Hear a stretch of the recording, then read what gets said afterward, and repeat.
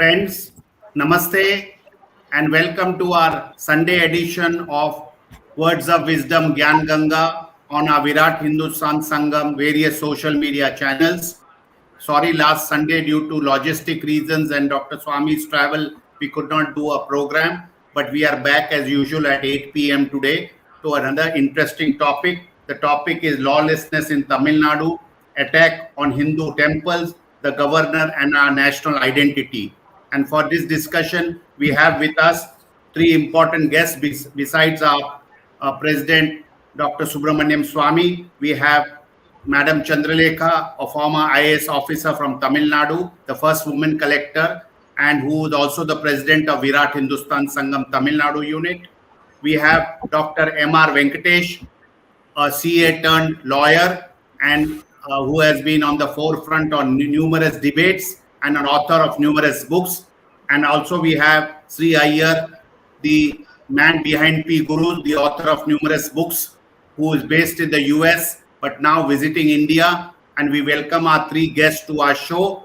I also have to thank my co-host, Professor Arvind Chaturvedi from Delhi, and also Ramesh Swamy for hosting this program together every Sunday.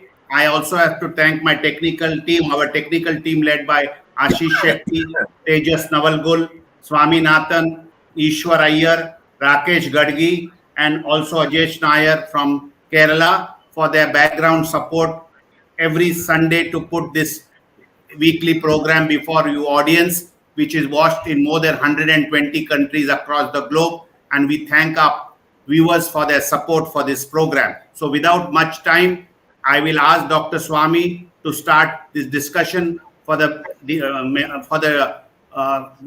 information of our viewers. You can always go to our website www.vhsindia.org to register yourself as members, and also go to YouTube anytime after the program, during the program, or anytime during the week to watch the same program and our past episodes. Today is the 154th episode in the series of programs we have to enlighten the masses on various topical issues that confront India. So with these words, it is over to Dr. Subramanian Swamy to start the discussion on the lawlessness in Tamil Nadu, attack on Hindu temples, the governor, and then our national identity. Over to Dr. Swamy.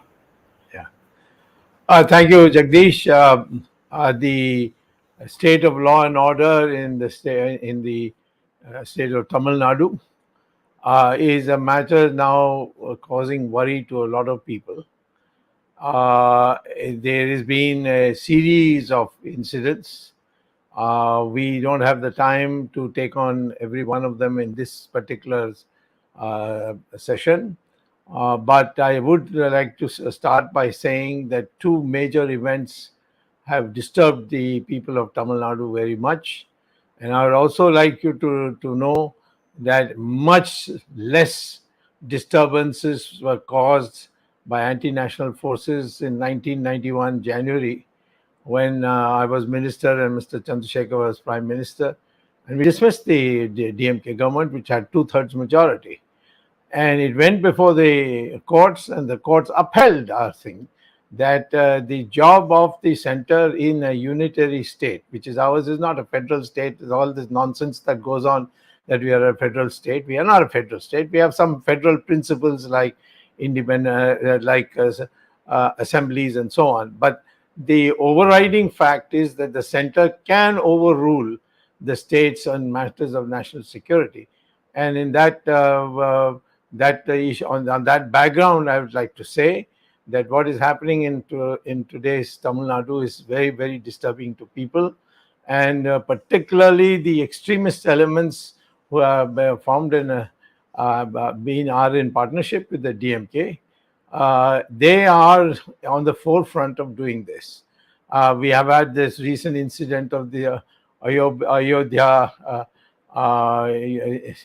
some institution where pujas were taking place inside, and the government has grabbed it. They were pending issue of the pujaris, where my Supreme Court is about to hear my petition very soon. It's going to be listed, and where untrained people have been made pujaris at the whims of the state government, and the state government continued lordship over the temples of Tamil Nadu is in violation of the Supreme Court judgment in the Savanayakar Nataraj temple, which case I won in 2014. So, in this background, what has happened to the governor is an extremely serious matter, and the way it has been dealt with is even more serious.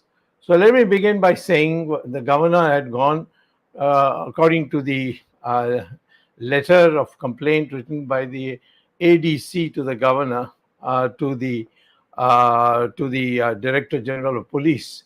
He said that we had gone we had accepted an invitation for a function in Mailadurai, and on the way, as we reached the place, we found people with black flags, and then they stopped the car, and they managed to stop the car. It's very surprising. The governor's car cannot be stopped, and they started raising ugly slogans, beating the car with the poles, etc. Now, the issue today is not that the incident is bad. What is the state government doing about seeing that such things don't happen by punitive action against those who did it?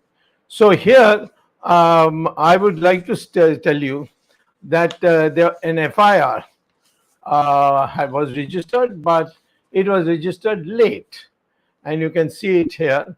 The incident happened at 8:30 in the morning, I think, and the FIR was registered only at 6 o'clock in the evening.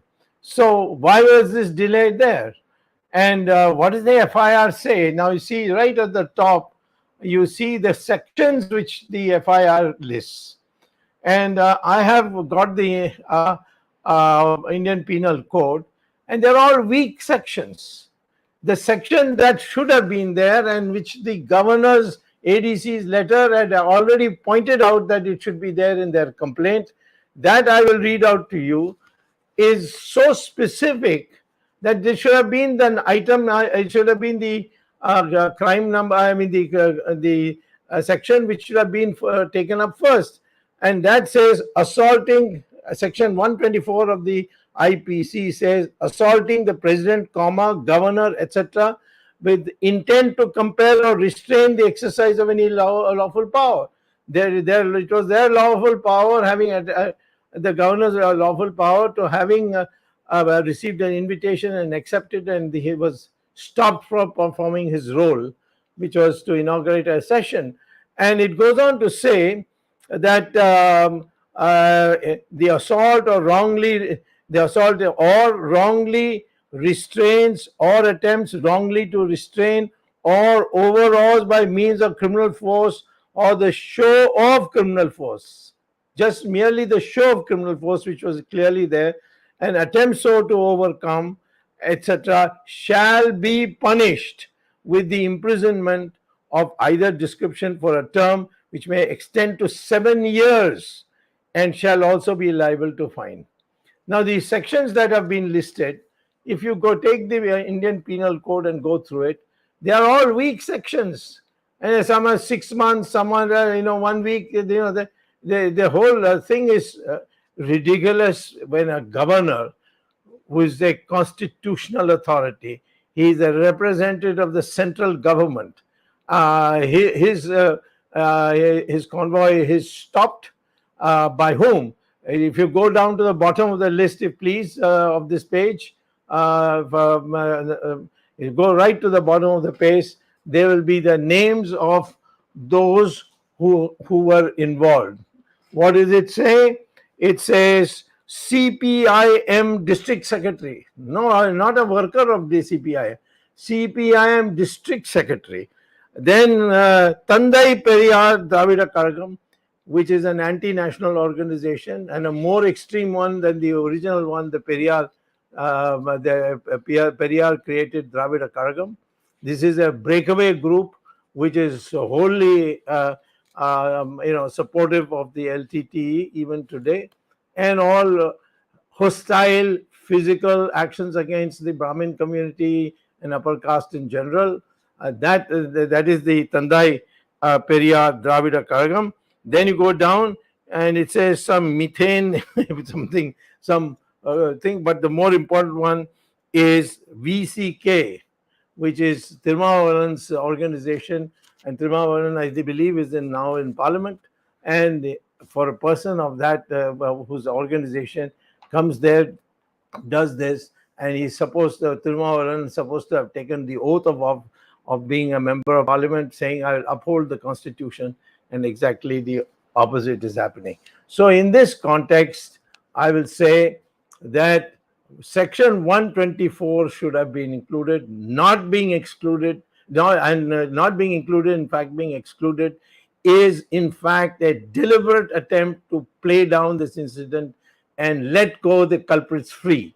And I would say that if the Tamil Nadu government doesn't rectify this, this should be appealed in the high courts, and a CBI inquiry should be ordered into the whole in the matter. It is the responsibility of the state to protect the governor, and the governor was not protected, and the state had failed to do that, and so the center takes over its responsibility of its nominee, its agent, so to speak, in the state, and they should the center itself should order. You don't even have to go to court, in my opinion. The center itself should order a CBI inquiry into the whole matter, and this is what I feel, and I would like to hear what my colleagues would like to say. We are all Tamilians here who have come as experts, and so let us see what the people who are experienced people in our panel today say about the whole incident, including other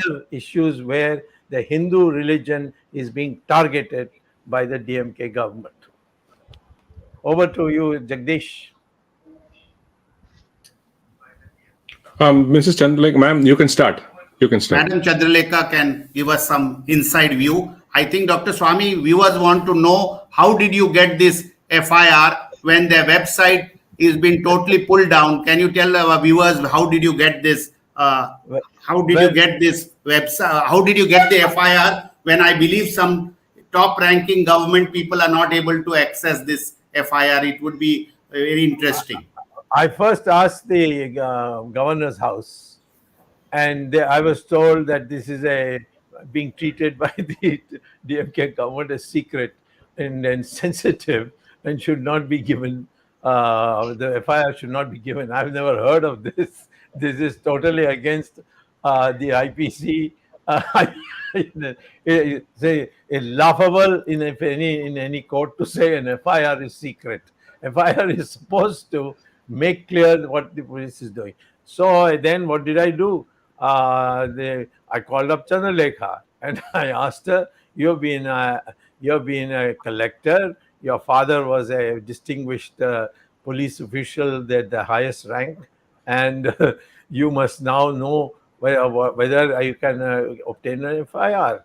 She said, why obtain? I'll get it for you. And 2 hours later, it had arrived on my computer. So I thank her for having done that. Good, ma'am. Madam Chandralekha, please go ahead. Namaskar to everybody. Actually, getting this FIR was a very interesting process. When I sent someone to the police station, one of our VHS district secretaries, Ashok Kumar, the police got very frightened and they told him, why do you want to put us into trouble? So we can't give it to you. And they said, we have already sent it to the court.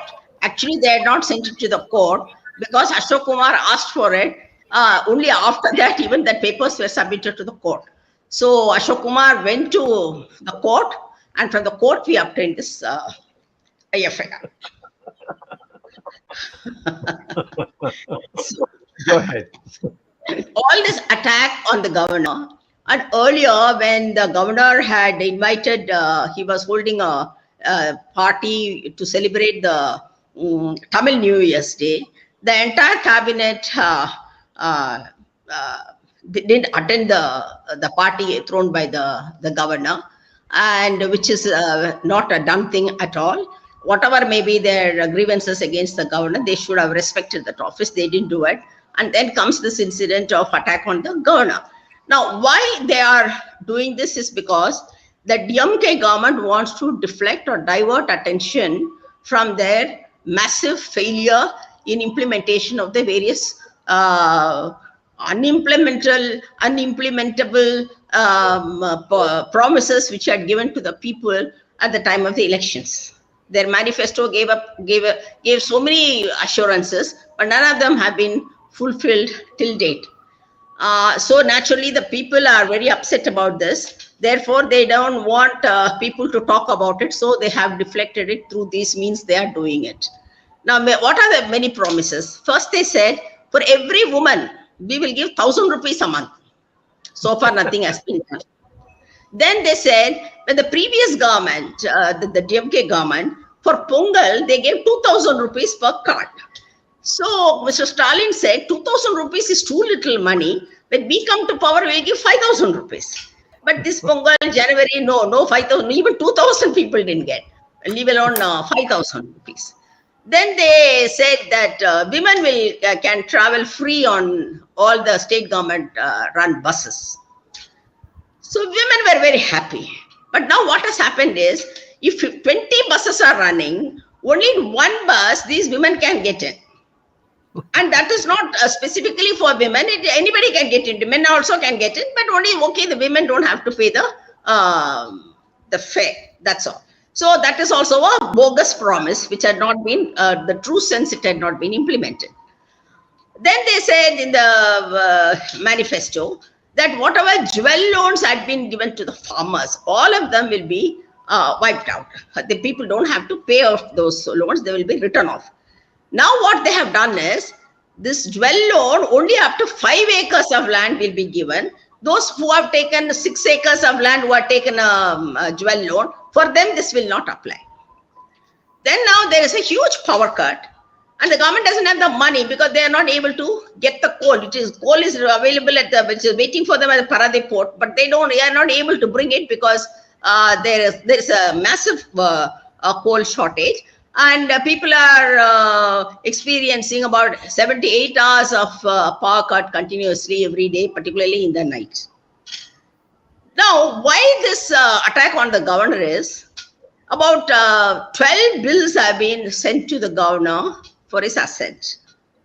NEET and so many other things. But actually, though they have been talking about NEET is not the real problem, because in NEET, actually, because of NEET now, the children who are studying in government schools have been able to get seats in the medical colleges and able to pay very little fees. The government fixed fees they are able to pay because of the 7.5% reservation that was given to the children coming through the government schools by the previous government. One of the main bills which the DMK wants is regarding the cooperative societies election. Now, the cooperative societies elections to cooperative societies means loan, so many things a cooperative society can do, the milk societies and so many other societies. So it gives a lot of power in the hands of the office bearers of the cooperative society. These elections were held in 2018, and those who have been elected have a 5-year term. Now, DMK, one of the bill is that they want to bring down the duration of the 3 years, that the period they want to cut it down from 5 to 3, so that they can hold elections, and by rigging they can bring in their own people into positions of power, because actually DMK had not been in power for a long time, for the last 10 years, and previously when MGR was alive also they couldn't come to power at all. And Jayalalitha's power period also for 10 years, the DMK was in power. So naturally, the cadres are very upset and they want to be in some position so they can make money. Why only the family should make money? We should also make money. So they wanted these cooperative elections. So that also governor is holding up. And governor has asked certain questions on all these 12 bills for which the government is not ready to give an answer. So this is the main problem they have. These are the main issues.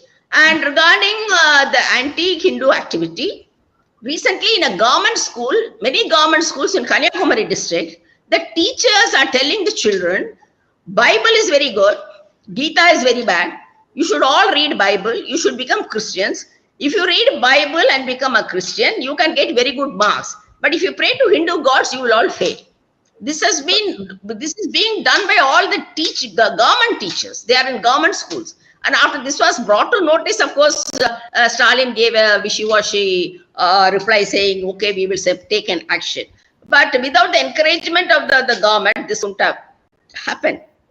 So also, Ayodhya Mandapam is not a temple. Ayodhya Mandapam is a kind of a prayer hall where people congregate, they have pravachanams, they have spiritual discourses, and mainly for the Brahmin community, after the last rites, I mean, after 13, 14 days, you have to do various rituals and all that. So these are all conducted there.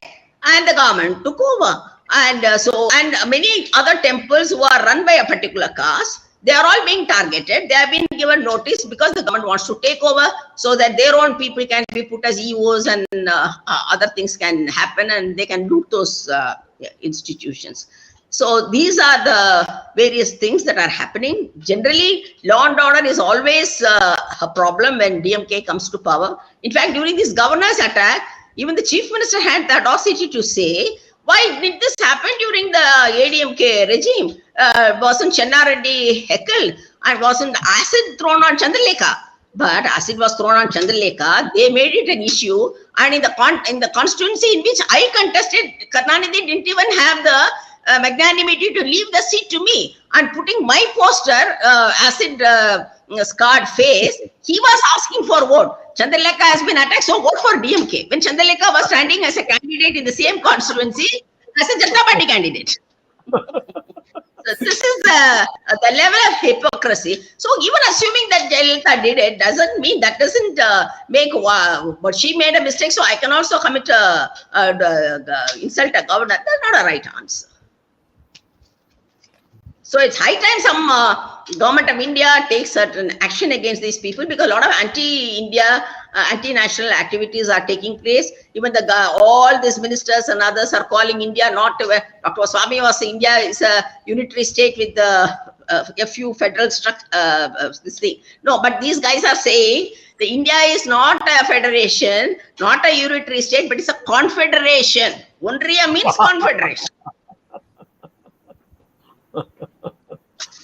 So they should remember once upon a time when talking about India, Tamilnadu should become a separate state. What happened to Annadurai and Hanu was threatened by the then government. So it's high time that this government is put in place. These are my opening remarks. Thank you. Thank you for the opportunity given. Dr. M.R. Venkatesh. Yeah. So good evening, everybody. It's a pleasure to share the screen along with Dr. Swamy, Madam Chandralekha, and of course my good friend Sree Iyer. The DMK party, by its genetic composition, lends itself for lawlessness. That is its very nature. In the sense, it can't live. You can't make a lion herbivorous. You can't make a cow carnivorous. Likewise, you can't make the DMK do anything which is lawful. And the very structure of the party, the mentality of the party, and the very idea and ideology that drives the party makes it completely prone to lawlessness. But there is something very interesting that has happened the last couple of days in the city of Chennai, which I would like to flag off. All of us recall Sathangulam incident when two people were brutally assaulted within the police station and they died, succumbed to the injuries. Likewise, an incident has happened in Chennai a couple of days back. Unfortunately, this has happened at a time when DMK is in power. And last time when it happened when the ADMK was in power, and the media, and rightly so, all of us rightly outraged, the media outraged, everybody outraged. But this time around, there's almost hardly any coverage in any newspapers or even local channels. Everybody has been trying to hush it up for reasons best known to them. Even political parties, I'm told that the guy who has been assaulted and killed within the police station is a Dalit. And the VCK is remarkably silent about it. The Communist Party, which is supposed to champion human rights, is silent about it. So this is about the state of law and order in the city, much less in the rural areas. But what happened to the governor in a state where the governor feels unsafe? You can just think of what will happen to the illiterates and the poor and those who don't have any voice. Chandralekha ji flagged off a series of issues which the DMK feels is pending before the governor. And a couple of days back, I was in the High Court.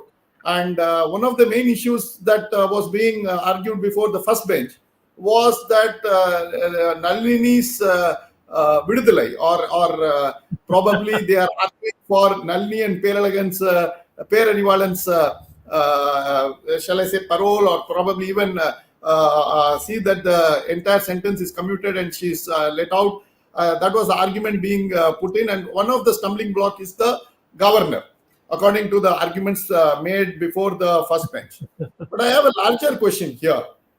See, after the Bombay judgment, virtually Article 356 has become an ornamental piece in the Constitution. It has lost its sting and zest. It was overused, abused, misused, but now it has become a relic. It has become a relic of the 80s and 90s. It's no longer having that potency that it should have.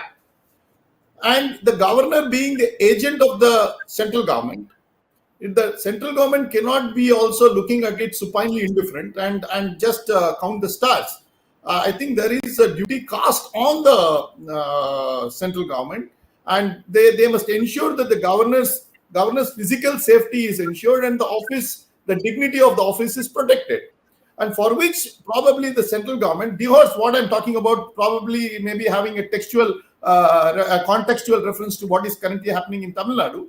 But the central government must also think of ensuring to make Article 356 far more operationable than what it is today. Judgment of Supreme Court, Honorable Supreme Court in Bombay judgment has virtually made it impossible for any central government, provided only in certain extreme conditions, having majority in both houses of the parliament, then only you can start looking at 356. Why do I say this? Supposing I throw a stone at, say, Sree Iyer's car, that is breakdown of law. But if the police refuses to file an FIR against me for throwing a stone at Mr. Iyer's car, that is breakdown of law and order. Now in Tamil Nadu, we are used to breakdown of law. That is acceptable, that is understandable, if not acceptable. But what is happening when the governor of the state, against whom there is a specific provision, as Dr. Swamy rightly pointed out, section 124 of IPC, the police now has registered a series of IPC crimes, much of which I was just referring to the book as Dr. Swamy was speaking. All of these are maximum punishable for 6 months, 1 month, probably bailable within the police station under section 436 of the CRPC. Is all station bail ones. Not the one which will attract cognizable offences, not the one which is serious, not the one which will actually threaten the people with the process of law. This is all basically using, chastising people and saying, chalo, chalo, chalo. But the same police which can show so much of aggression on a poor Dalit guy and kill him in the city of Chennai, and is refusing to even cognize these serious offences against the governor, the first citizen of the state. So you can see the contrast that is coming out. You can see the entire breakdown of law and order machinery in the state. And as Chandralekha ji rightly pointed out, the promises of Stalin, I think the eternal credit of Stalin and DMK, they become unpopular within weeks of being elected. That is their the ability to become unpopular within such a short time is unmatched anywhere in India. So they have broken their promises. They have now the state in the staring at some sort of a fiscal emergency. Freebies have been promised. They have not been able to deliver. So the only place they can loot and actually run some sort of administration is the temples. Even the temple trustee appointment is running into rough weather. The High Court of Madras is frowning on the manner in which the trustees are being appointed, and they are also looking at it. The first bench is also looking at one more matter pertaining to the Archakas, and whether Archakas can, any caste, any community, anybody can come in. And Sheshamal judgment is very clear. There are only 28 agamas, of which 26 belong to the Shaivites and 2 belong to the Vaishnavites. So there are 28 agamas. Now they are writing their own agamas. Karnanidhi agama, Stalin agama, and there is Kanimodi agama. So everybody is writing their own agama, and people are claiming to have passed in that agama and trying to come in. So hopefully the High Court will put an end to. But last but not the least, I was hoping Chandralekha ji will touch upon this. Like all Hindu families, traditional Hindu families, there is huge amount of division within the family, and it is Hindu divided family now. There is a power center with the sister, there is a power center with Stalin, there is a power center with the son, there is a power center with the son-in-law. So many power centers, each one pulling the other. And the police tell me that whatever little contact I have, that though the chief minister wants some sort of law and order, that the enormous pulls and pressures by the family. Previously, it was Karnanidhi who alone used to exercise power, whereas now it is multiple power centers that are tearing apart the police's morale. So there what we are witnessing is a complete breakdown of law and order at a very, very significant level. It is not just that some custodial death or some custodial beings there. It is the governor of the state who has been targeted, and so the central government must also step in. And last but not the least, the judiciary has also a role to play, and they are also to come in. And if push comes to a shove, we would be seeing something serious events that could probably explode in the next few months in the state of Tamilnadu. With this, I will hand over to. Thank you, MR Venkatesh. I would now request Sree Iyer of P Gurus to kindly enlighten our viewers and have his views on the whole episode on the attack on Hindus, the governor, and our national identity. Thank you very much, Jagdish ji. And it's always a pleasure to be on a VHS Gyan Ganga Hangout. Sree, we have a problem with your audio. I'm sorry, Sree, we have a problem with your audio. It's cracking a little bit. I think it probably is because of the Bluetooth headset. But anyway, we have a slight problem. Okay, try now. Go ahead. If there's a problem, I'll let you know. Go ahead. Yeah, Go ahead. Okay. I'm not using Bluetooth for microphone. I'm using Bluetooth only to listen. I hope it gets on. Now it's fine. Okay, I'm Now sitting fine. closer. Good. So I have been reporting on P Guru several instances of Hindu temples being destroyed, and these things run the entire gamut. And I'm very, very concerned that this government has total disregard for Sanatana Dharma and Sanatanis. And this person, VCK's chief, has said publicly in many meetings that his life ambition is to destroy Sanatana Dharma. Now, if any one of us, including Dr. Swamy, says even something like anything remotely resembling questioning the assumptions or the existence of other religions in India, you know what's going to happen. And whereas this fellow still roams free. That is my first concern. The second concern I have is, how can the chief minister allow alternate centers of power? I mean, that shows something beyond my comprehension. Then why is he the chief minister? Why don't you take rotation? At least the people know, okay, this week, Mr. Sabarisan is the chief minister. So all these XYZ issues will be in the front burner. The others will go to the back burner. At least our expectations are set right. And more importantly, I'm going to put a question for Dr. Swamy by saying something or observing something in this particular governor attack. Dr. Swamy, in the governor attack, the news that came the next day was the police as well as the party, DMK, said that nobody from DMK was involved in this. Nobody was involved in this. Second thing is, they said the people were merely showing black flags, except in vernacular, in Dinamalar. I have the clipping that I'll be happy to share with the viewers. It's already there in one of my hangouts. I show that. The vernacular clearly said that stones were thrown and that the police had arrested members of these three parties. Dr. Swamy, to the best of my knowledge, at least two of these parties contested the recent elections as under the DMK symbol. Yeah, right. Sir, my question to you is, you have told you are using DMK symbol for a VCK candidate. Why? Because you want the VCK candidate to be treated like a DMK candidate. So, how can the DMK now say that we are not complicit?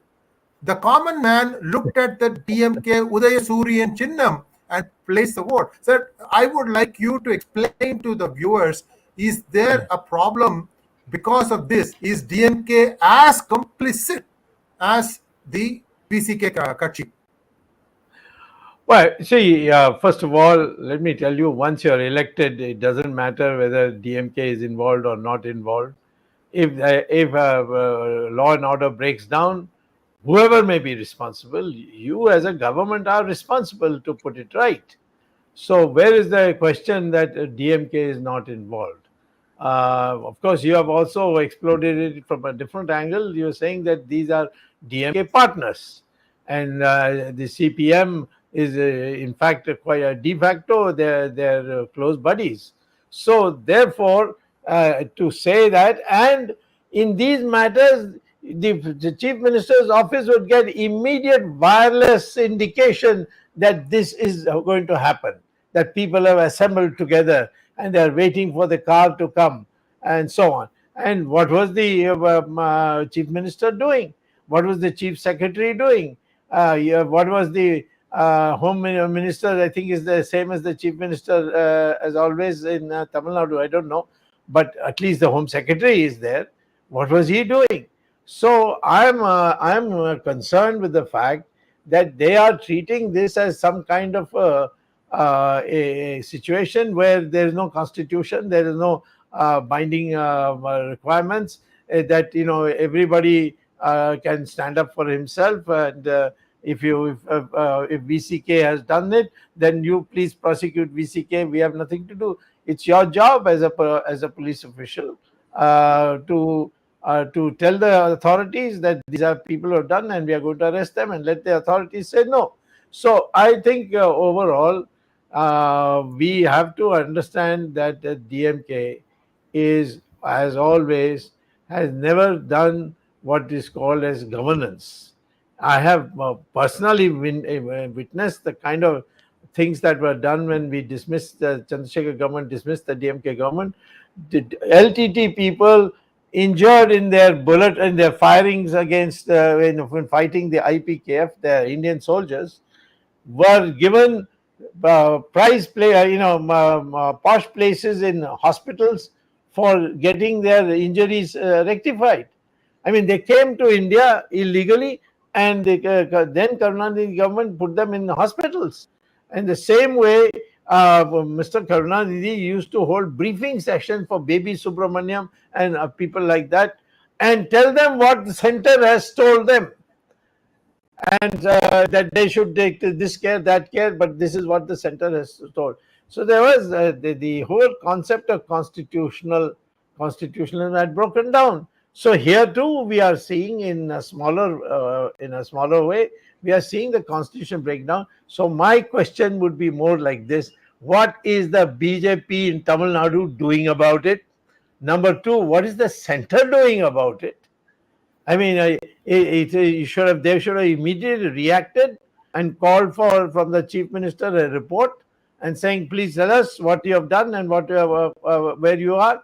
The center's apathy to the flight of Tamilian Democrats is something so appalling that also needs to be highlighted.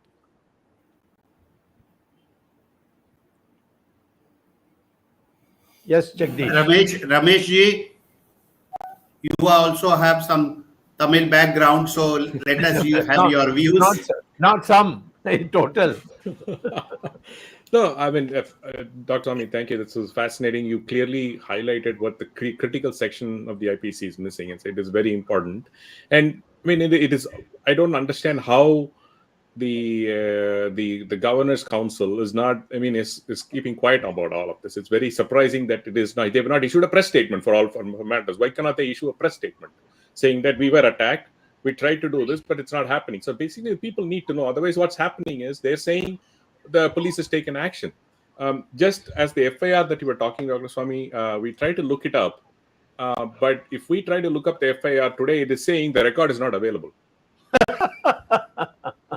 It's surprising that if you go put the FIR number and I put the police station, it says it picks up the FIR number correctly. It shows it is Mayiladuthurai, but it says record not available. How is it possible? I'll quickly try to show it to you, see if that is working. Anyway, not available means it is disappeared to the court. No, they can hide. I know that. I know record not available. I don't know what this means. Didn't upload it. Or probably they could have just blocked this particular FIR. Yeah, that's right. That's right. Then thankfully, Chandralekha was she was able to obtain it. But it is very bizarre to say that this record is not available. And for all after the DMK, Ma'am Chandralekha or MRV can correct me if I'm wrong, the attack on Hindu temples has increased to a large extent after the new regime. I think what they are trying to do is, in my personal view, is they're trying to check how far can we push this. How far are these Hindus going to take nonsense? We're going to continue to dismiss nonsense. Let's see how far they go.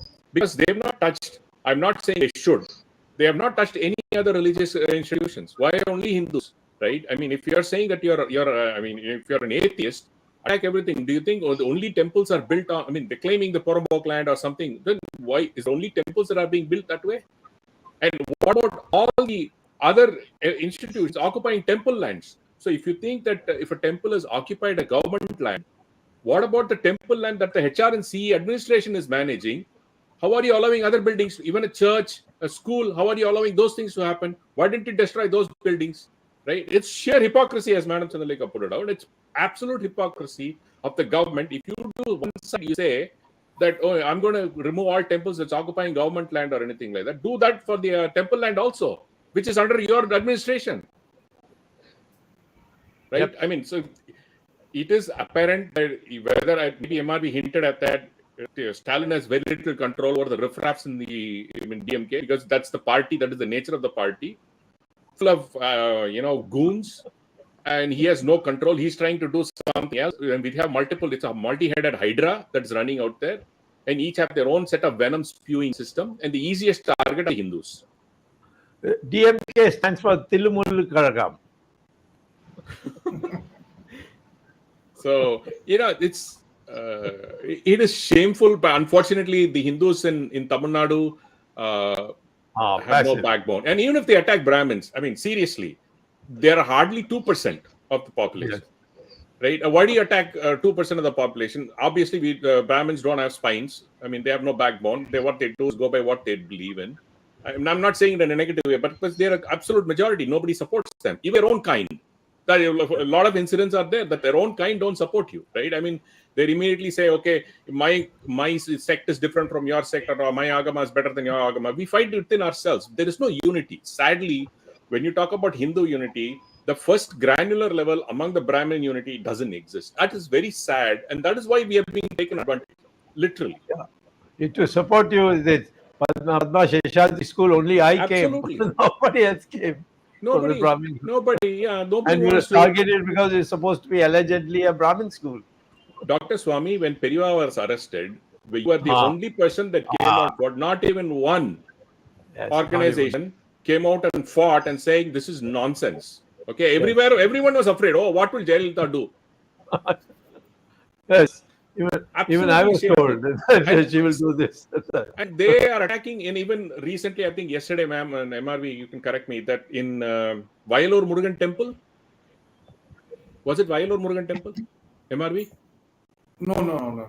That Murugan Temple, somewhere the priests are being, a 1-year-old trained priest. It's Vayalur Temple.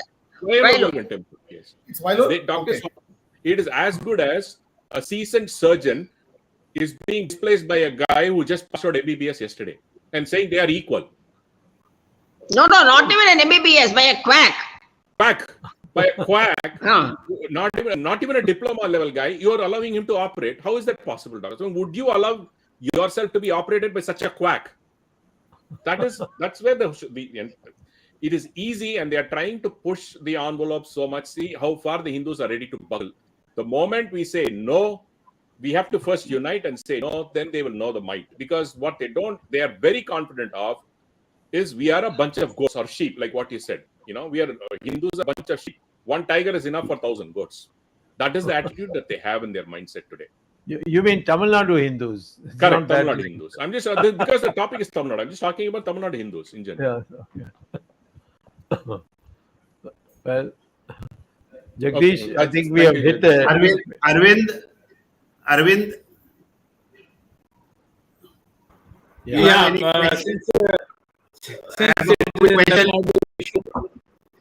Since it is a Tamil Nadu issue, I'll just make one mention here. Right from the inception of this Stalin government, the government has taken an anti-center stance. Yes. Everything that Delhi does, Chennai starts opposing. This is Stalin's rule. Even for the NEET exam, they passed a resolution in the assembly, and none of the other Tamil parties spoke on this issue. They were totally opposing center government on the NEET exam, and they were passing their own rule that they will have their own exam and they will not follow the center government. BJP did not speak, or Anna DMK did not speak, or any other leader did not speak on this. One. Two, there has been a tradition of state government opposing the governor and vice versa. Starting from 1993, I remember when the Chenna Reddy was the governor and Jayalalitha was the chief minister. You know what kind of confrontation they used to have. And this history continues. And my third point, any other speaker can also react. This is not unique to Tamil Nadu. We have seen in Pondicherry, Kiran Bedi was opposed by the state government. The Kerala, Arif Muhammad Khan has been opposed several times. West Bengal, of course, we know that Jagdeep Dhankar and Mamata Banerjee have a confrontational issue, and whether it is several other states. So, I mean, my question to Dr. Swamy, especially when he has so much experience in politics and parliamentarian issues, that should the institution of governor be banned or stopped or done away with? Does it serve any purpose? Well, we are a unitary state, and therefore we need the representative of the center in every state. And so to abolish governor's position would be to create a total disintegration of India. You may have incompetent people as governors. Well, you can have incompetent people as prime ministers also. So that doesn't mean democracy should be, scuttled. I think we should now start, raise public opinion to see that people of some quality, some ability are posted as governors, and not meek people. And I must say that the Tamil Nadu government and the governor's house, I'm not talking about the governor himself, governor's house has been extremely timid. For instance, even to give me a FIR copy, they said, officials in the governor's house said, oh no, you see, it's now a very sensitive matter and is now being regarded secret. I told them in criminal law, FIR is not supposed to be secret. It is supposed to make public what the police is going to do. So I am saying that is the problem. We have not educated our people on what democracy means and where you can take a stand when you cannot take a stand. And I'm saying to you that this is a problem which is all over the country today. But in Tamil Nadu, it has been running for the last 50 years, 50, 60 years. So let us then make the center. Now we should ask the center, please make your stand clear. And people should get up and speak. And what is the opposition doing? What's the Congress doing? Congress is too afraid that the DMK won't give them seats in the next election and none of them will get elected. So this is the whole thing that has come down to. It's just a bazaar situation. We don't have a issue of law. We don't have an issue of constitution. We have a question of who can buy and sell more. I think when you just mentioned it right when you asked the governor's council's office to give you the FIR, what is their sensitive? Because it is sensitive because they were not able to force the police to file. You mean 120? You said 123, right? Section 123. 124. 124. So they feel ashamed that they were not able to include that. Maybe that's why they didn't want to. No, they may not have. They may not have access to the document. Oh, I mean, my the governor's office is so helplessness. They may be not having access to the document. That only proves that. Incidentally, I'll tell you the one organization which instills some respect is in fact VHS. I mean, our chap goes to the police station all alone, and the police station gives him proper hearing and tells him what can be done, what not. And we got it. We got the FIR by the method described by Chandralekha. So why? Because each of our VHS people are ready to stand up for each other, and we are ready to go the distance. And that is what we need the population of Tamilnadu to do. If they can stand up and support people who are willing to fight for them, and not just take the benefit and then forget about them, that rotten culture is got rid of. I think Tamil Nadu will improve overnight because, after all, we are one of the most educated states in the country. Sree, you have some words, Sree? Yeah, I know. I have a comment to. Go ahead. I have a comment to make.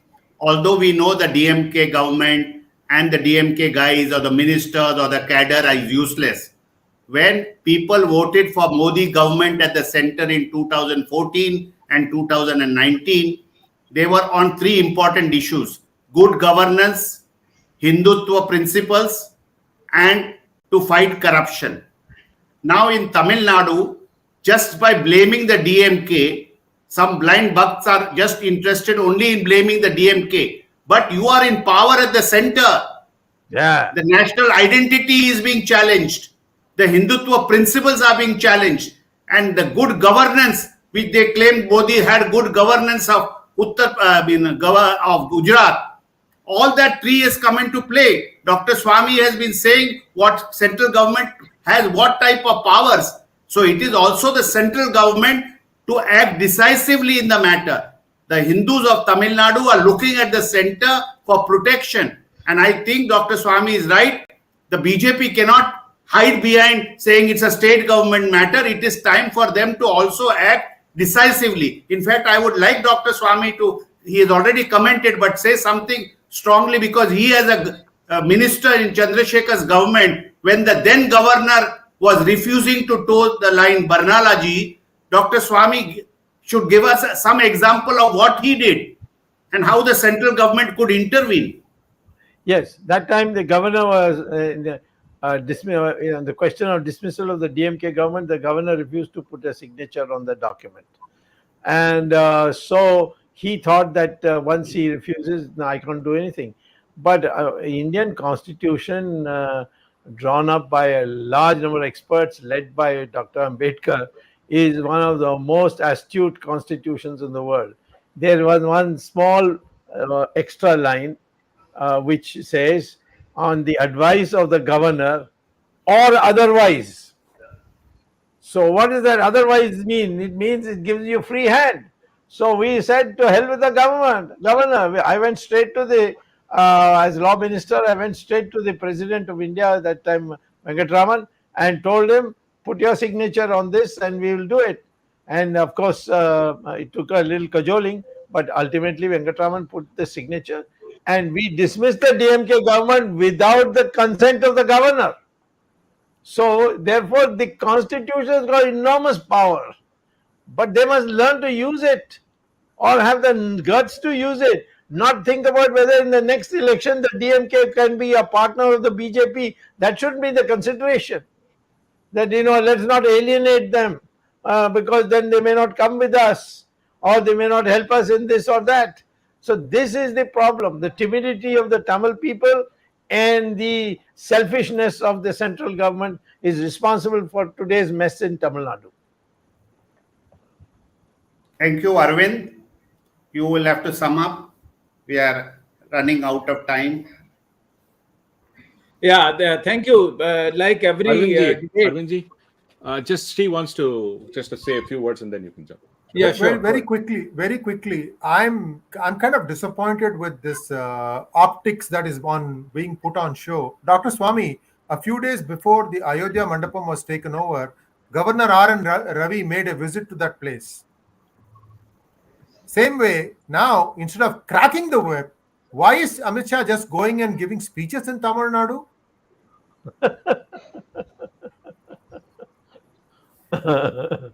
Yes. So what do you expect him to do? He's the Home Minister. 255, he's the Home Minister. 256, all these are there. 356 comes later.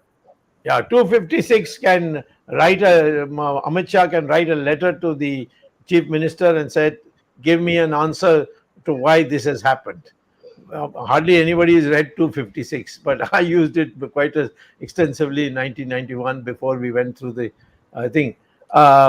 The power of the center to ask the state government to explain or show cause is in Article 256. There is a power in 247 that if it is necessary, center can appoint a district magistrate of a senior rank of the senior most district magistrate appointed by the state government. That means he can overrule the state district magistrates. So there are plenty of power. It's a unitary constitution. People have not read it properly and they go on talking about federalism. Where is the word federalism used in the constitution? Anywhere. Not at all. Because the freedom fighters knew that India is now coming out on its own after a very long time. We have to make sure that the country doesn't break up, and therefore they drew a constitution which was unitary. Not a word of push the envelope, Dr. Swamy. That's exactly what the DMK government is trying to do. They are seeing how far do we push and still the central government wakes up. Let's see. Yeah. That's what they're trying. I'm going to push more. That's what they're trying to do. Arvindji, go ahead. Dr. Swamy, before that, Dr. Swamy, please tell our viewers, because many viewers are having doubts. Did Periyar not say that he doesn't want to be part of independent India and still wanted to be under the British rule?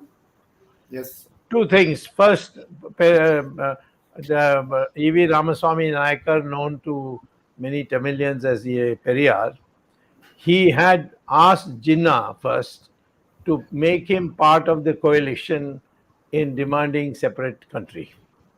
And Jinnah told him, go and do your own work. Don't try to, ride my back. I will not include you in our front.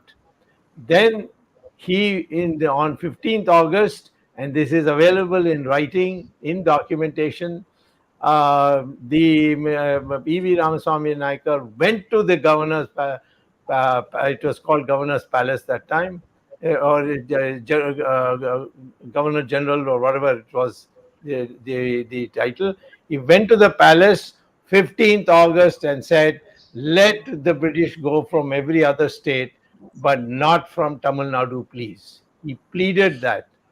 And they explained to them, it was explained to him that this is not possible because this is a decision taken by the British Parliament. So, yes, anyone who wants to debate on this issue, I'm ready. Anyone who wants citations, please go and do your homework. Go to even Google. Even you go to Google and ask, did Mr. E.V. Ramaswamy Nayakar visit the governor, British Governor General or whatever he was called, on 15th August and say British should stay on in Tamil Nadu? You'll get the answer. Arvindji. Ma'am, do you want to say anything? No. Okay. Arvindji, go ahead, conclude. I think the two remarks are very important. One, what Dr. Swamy said in the end about the E.V. Ramaswamy Nayakar. So maybe DMK is following in the footsteps or the policy of E.V. Ramaswamy Nayakar, number one. Number two, what MRV said, that DMK has its nature, and to have indiscipline, and DMK is continuing is true to its nature, and put these things together, and I think we have the today's scenario. All the four members of the expert panel today, they are all experienced in the civil life and journalism. Dr. Swamy has been in parliamentary democracy for several decades now, and these views expressed by Dr. Swamy, Sree Iyer, MRV, and Madam Ms. Chandralekha, they are valuable. And I think the DMK government, I hope some representative of DMK government is listening to this program or watching this program, and they should listen to the views expressed by the expert panel here, and they should learn something and learn how to govern. And this confrontation between the state government and the governor, though my question remains unanswered, maybe it is useful for us to debate some other time whether the office of the or institution of governor is required in India or not. Maybe in the light of the other examples of other states, maybe we discuss later. Thank you, Dr. Swamy. Thank you, Mr. Sree Iyer, Mr. Dr. M.R. Venkatesh, and Ms. V.S. Chandralekha. Thank you, Jagdish. Thank you, Ramesh Swamy, for being with us in this program. Thanks the technical team led by Ashish Shetty, Gadgi Rakesh, Ishwar Iyer, Swaminathan, Tejas, Vishal Mehta, and Ajesh Nair. We will be coming up with the next topic on next Sunday, 8 p.m. In the Words of Wisdom Gyan Ganga with Dr. Subramanian Swamy and the other members of the expert panel. Sunday, 8 p.m. Be with us. Till then, Namaskar, Jai Hind. Namaste, Dhanyavad. Vande Mataram. Namaste.